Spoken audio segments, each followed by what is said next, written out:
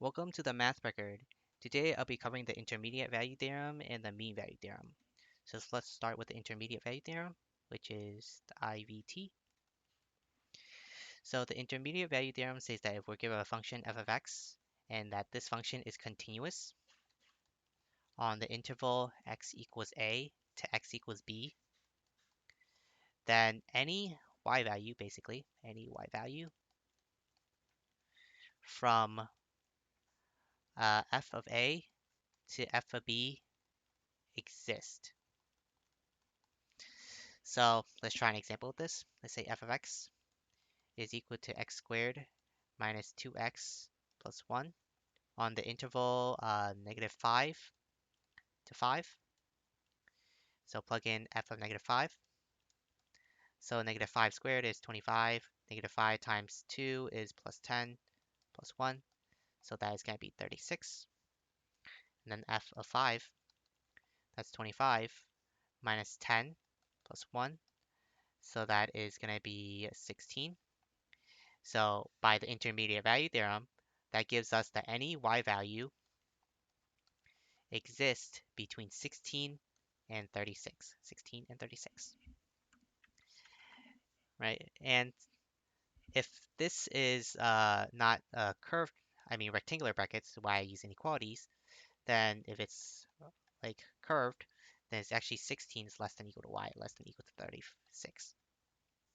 Okay, and why does that make sense? Well, let's explain it with the picture. So let's say we have a graph that's just continuous. So we start at this point, and let's say we go through some stuff. So it ends like something like right here. Now, if we choose any point between y values between those two defined points, then it's going to be any of these y values right here, right? So we have a y value here. So let's say we want to find the y value like out here. Well, it's right here.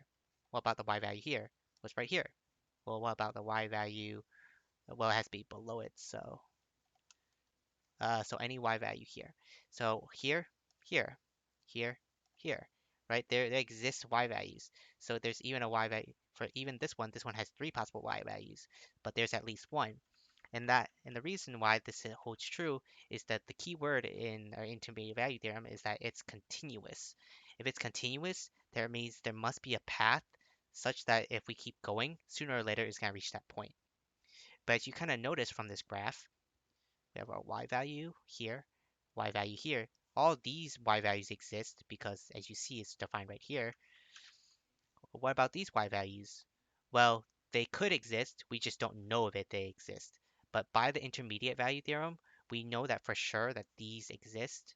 We just don't know if these exist. They could be there, but we don't know. Okay, now let's go to the mean value theorem. So NVT for mean value theorem. And the mean value theorem gives us that if f of x is continuous and it's also differentiable, which means you can find a derivative, then differentiable on the interval x equals a to x equals b, then there exists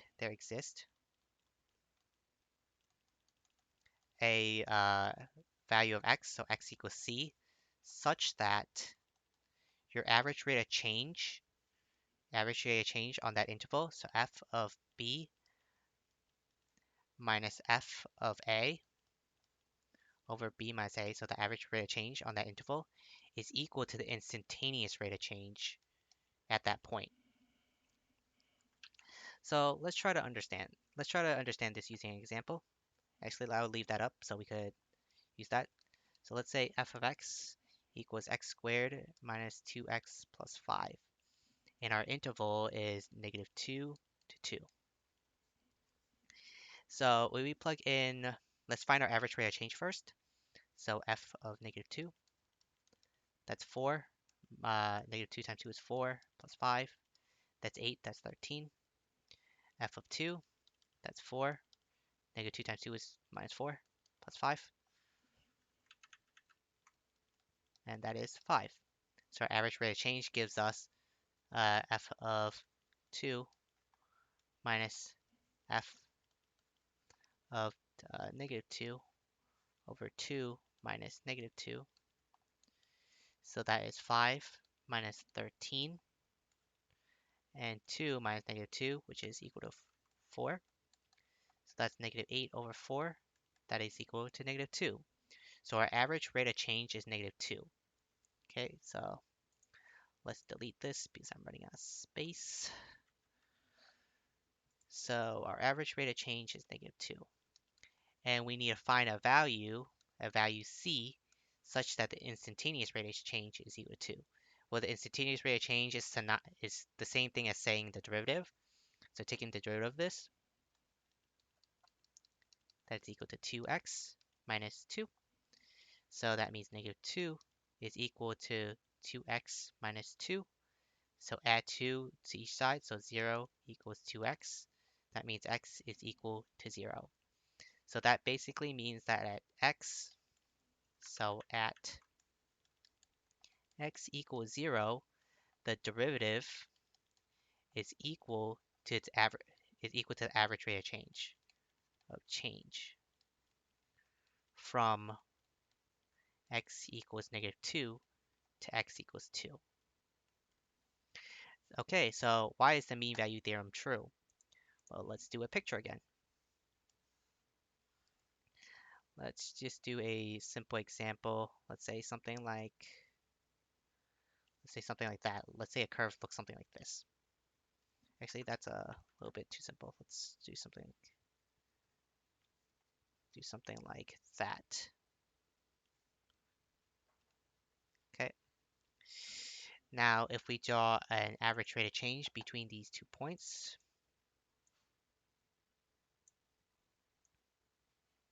okay, so that's our average rate of change, then there exists a value on our curve such that our instantaneous rate of change is equal to our average rate of change.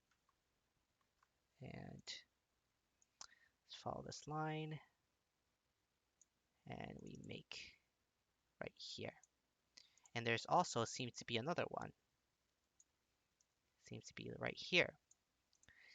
So as you see, the average rate of change from x equals a to x equals b, the average rate of change is equal to the instantaneous rate of change right here and right here. So there isn't always 2. In my example, I got 2 because I drew it like that, but there is at least 1 all the time. And the reason is because if our function is continuous, that means every point here is defined, in our graph is defined. So there exists every single point here. And if it says differentiable, that means there must exist a derivative. That means every single point that's defined has a derivative. So sooner or later on this curve, it must have that derivative that's equal to our average rate of change because it's defined on that interval.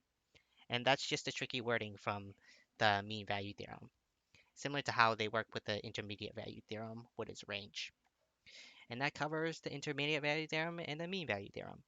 Well, thanks for watching, and I'll see you at the next math record video.